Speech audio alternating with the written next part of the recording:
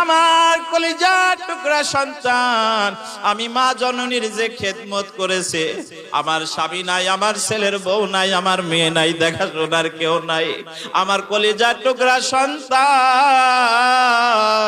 আমাকে যেইভাবে সেবা যত্ন করেছে, আমি মায়ের অন্তর পর্যন্ত ঠান্ডা হয়ে গেছে মালিক রে।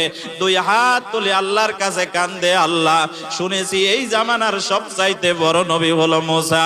আল্লাহ মুসা নবীর সাথে আমার কলিজার টুকরা সন্তানকে আপনি জান্নাত দিয়ে দিবেন। সবাই বলি সুবহানাল্লাহ। মুসা আলাইহিস সালাতু ওয়াস সালাম প্রার্থনা শোনার সাথে সাথে সঙ্গে সঙ্গে জায়নামাজ ছাড়া, কাপড় ছাড়া, মলাট ছাড়া সঙ্গে সঙ্গে তিনি মাটিতে সেজদায় পড়ে গেলে আল্লাহর কাছে কেঁদে কেঁদে বলে, মালিক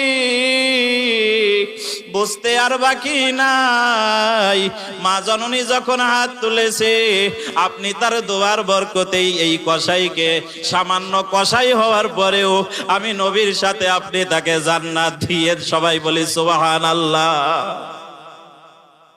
এই জন্য ভাইয়েরা, মায়েরা, বন্ধুগণ, মায়ের সাথে খবরদার খারাপ ব্যবহার করা যাবে? করা যাবে না। কুল্লু যুনুবি ইয়াগফিরুল্লাহ মিনহা মা ইয়াশাউ ইল্লা হুকুল ওয়ালিদাইন। সব গুনার শাস্তি আল্লাহ আখিরাতে দিবে, কিন্তু মা বাবার সাথে যারা খারাপ ব্যবহার করছে এইদেরকে এই শাস্তি আল্লাহ তাআলা দুনিয়াতেই তাদেরকে দিয়ে দেন। এজন্য মায়ের সাথে খবরদার খারাপ ব্যবহার করা যাবে। ইমাম আহমদ বিন হাম্বল রাহমাতুল্লাহ আলাইহি বলেন, কাবা শরীফের পাশে দাঁড়িয়ে দাঁড়িয়ে কাবা শরীফ আমি তাওয়াফ করছিলাম। তাওয়াফ করা অবস্থায় দেখতে পেলাম একজন যুবক মানুষ কাবা শরীফ বারবার তাওয়াফ করতেছে, মাথার উপরে একটা ঝুড়ির মতো কি যেন নিয়ে। আমি বুঝতে পারলাম না। আমি যুবককে ডাক দিয়ে বললাম, যুবক রে, কাবা শরীফ তুমি তাওয়াফ করতেছো, একটু শান্তি মতো করো। ওই মাথার উপরে বোঝা নিয়ে, ঝুড়ি নিয়ে কেন কাবা শরীফ তুমি তাওয়াফ করো? এবার যুবক ডাক দিয়ে বলতেছেন, ও জগতের ইমাম, ইমাম আহমদ বিন হাম্বল রাহমাতুল্লাহ আলাইহি, আমার মাথার উপরে যেই ঝুড়ি দেখতেছেন এটা কোনো সাধারণ ঝুড়ি নয়।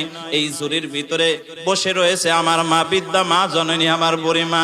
আমি যখন হজ করতে আসব, আমার মা জননী আমার কাছে কেঁদে কেঁদে বলল, বাবা গো, তুমি যখন হজ করতে যাচ্ছ আমাকেও নিয়ে যাও, আমিও জীবনে একটা বারের জন্য হজ করতে চাই। ও জগতের ইমাম, আমি নিয়ত করলাম আমার মাকে মাথার উপরে উঠিয়ে আমি ঘুরিয়ে ঘুরিয়ে ঘুরিয়ে ঘুরিয়ে পবিত্র কাবা শরীফ আমি তাওয়াফ করব।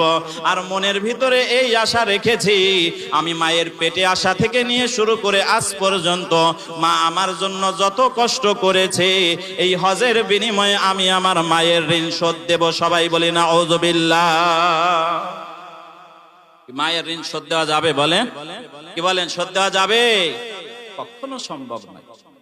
ইমাম আহমদ বিন হাম্বল ডাক দিয়ে বললেন, বাবা, তুমি যে তোমার মাকে হজ করানোর উপলক্ষে তোমার মায়ের যে ঋণ, তোমার যে ঋণ তোমার মায়ের উপরে তুমি শোধ করার নিয়ত করছো, সম্ভব নয়। আল্লাহর নবী বলেছেন, কোন সন্তান যদি নিজের শরীরের চামড়া কেটে মায়ের পায়ের জুতাও বানিয়ে দেয়, কোনদিন মায়ের ঋণ শোধ দেওয়া যাবে না। নবী বলেছেন, তোমার শরীরের চামড়া কেটে যদি মায়ের পায়ের পাপোশ বানাও, জুতাও বানাও, এক ফোঁটা যে দুধ খাইছো এই দুধের ঋণ কোনোদিন শোধ দেওয়া যাবে না। এই যে এত কষ্ট করে আপনারা হজ করছেন, কাবা শরীফ তাওয়াফ করছেন, এখানে অনেকে হাজির সাহেব আছে। বর্তমান সময়ে 6 লাখ, 6.5 লাখ, 7 লাখ পর্যন্ত টাকা লাগতেছে হজ করতে। লাগে কি লাগে না বলেন? লাগে। এই হজের ফরজ রয়েছে, ওয়াজিব রয়েছে, সুন্নাতে মুআক্কাদা রয়েছে।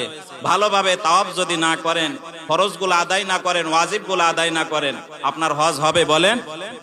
যারা হজ করে আসছেন হাত তুলে বলতে পারবেন যে আমি 100% গ্যারান্টি দিলাম আমার হজ কবুল হয়েছে? বলতে পারবেন? কেউ বলতে পারবেন।